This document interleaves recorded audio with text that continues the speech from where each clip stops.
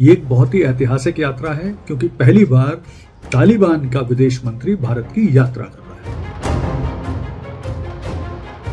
अफगानिस्तान में तालिबान सरकार है, तो अब व्यवहारिक दृष्टिकोण से वो भी चाहते हैं कि अफगानिस्तान की जो तालिबान सरकार है उसका थोड़ा विश्व के देशों के साथ संवाद भी बढ़े, इंटरेक्शन बढ़े, इंगेजमेंट बढ़े। तो एक अपना वहाँ प्रभाव स्थापित करने और पाकिस्तान का जो बचा कुचा प्रभाव है अफगानिस्तान से हटाने में ये यात्रा मददगार साबित होगी। वैसे भी भारत का बहुत अच्छा इंप्रेशन है अफगानिस्तान में। अफगानिस्तान की जो क्रिकेट टीम है उसे भी भारत पूरी तरह से सहयोग देता है।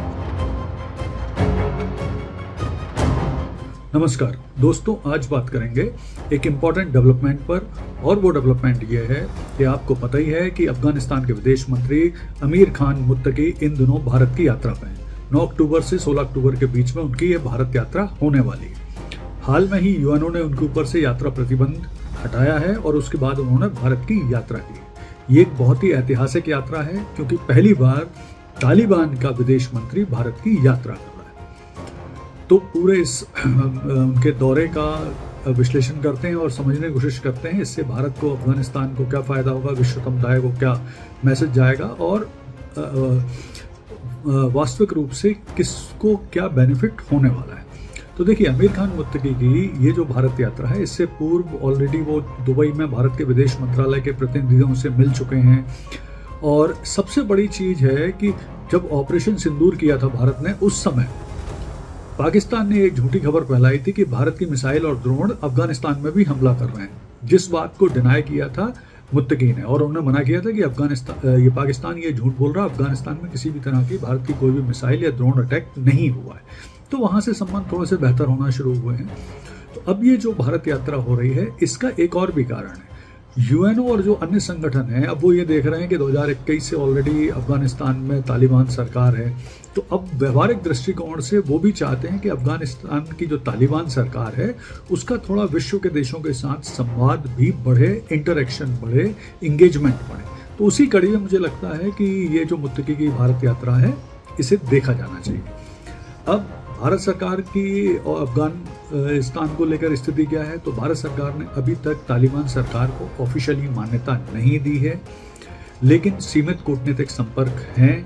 भारत ऑलरेडी अफगानिस्तान में शिक्षा, स्वास्थ्य, इंफ्रास्ट्रक्चर, मानवीय मदद, दवाइयों की सप्लाई वगैरह करता है, लेकिन वो सीमित है। वो गवर्नमेंट टू गवर्नमेंट नहीं होती है, वो वहाँ के नागरिकों की सहायता के लिए होती है। जबकि दुनिया में केवल रूस ही इकलौता ऐसा देश है जिसने तालिबान सरकार को मान्यता दी है। इसके अलावा चीन और अन्य 10 देशों ने सीमित कूटनीतिक संपर्क बनाए।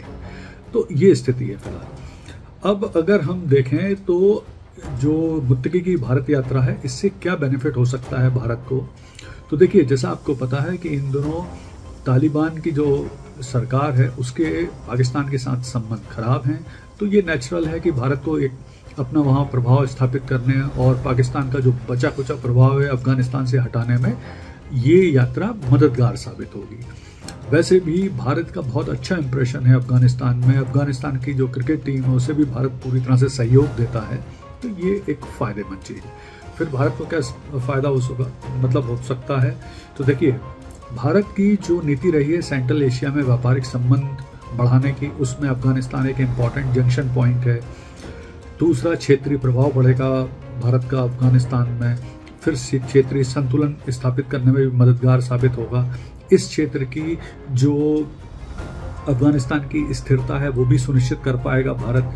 फिर सबसे बड़ी चीज़ है कि जो भारत का निवेश है अफगानिस्तान में, जो प्रोजेक्ट चल रहे हैं, उनको भी सुरक्षा गारंटी मिलेगी मुत्तकी की यात्रा से, और संपर्क बढ़ेंगे। देखिए, भविष्य में और भी देश हो सकता है संपर्क बनाएं तालिबान के साथ, तो भारत भी धीरे धीरे अपने संपर्क बना रहा है। अब अफगानिस्तान को क्या बेनिफिट हो सकता है, तो देखिए, सबसे बड़ा बेनिफिट तो ये हो सकता है कि भारत यात्रा करने से उसे एक प्रतिष्ठा प्राप्त होगी अंतर्राष्ट्रीय स्तर पर। भारत के साथ सहयोग बढ़ाने से उसे भविष्य में मान्यता मिलने की संभावना बनेगी, जिसमें भारत भी काफ़ी अच्छा सहयोगी साबित हो सकता है। इसके अलावा जो अफगानिस्तान में इंफ्रास्ट्रक्चर है, जो शिक्षा है, स्वास्थ्य है, ऊर्जा है, खाद्य सुरक्षा है, इसमें भी भारत काफ़ी हेल्पफुल पहले भी रहा है अफगानिस्तान का और आगे भी हो सकता है। साथ में ये भी है कि जो अंतर्राष्ट्रीय स्थिरता है उसमें भी अफगानिस्तान का एक इम्पॉर्टेंट रोल है। विशेष तौर पे जब से ट्रंप ने बोला है कि उनको बगराम एयरपोर्ट चाहिए, तब जरूरी है कि तालिबान के साथ भी कुछ सहयोगी रहें।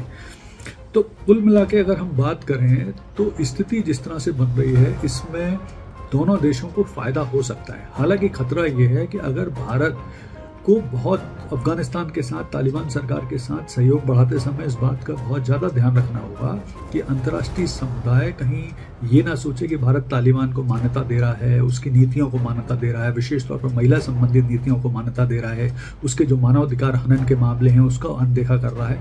तो ये सब सावधानियां रखते हुए ही भारत को तालिबान के साथ संबंध आगे, तालिबान सरकार के साथ संबंध आगे बढ़ाना पड़ेगा। लेकिन जो वक्त की मांग है, ज़रूरत है, और जिस तरह से अब अंतर्राष्ट्रीय परिदृश्य चेंज हो रहा है, ट्रंप की जो नीतियां हैं, और एशिया इस समय काफ़ी मतलब लोगों की नज़रों में है, तो उस समय ज़रूरी है कि अफगानिस्तान की तालिबान सरकार के साथ सीमित ही सही लेकिन संबंधों को बहाल करने की दिशा में आगे बढ़ा जाए। धन्यवाद।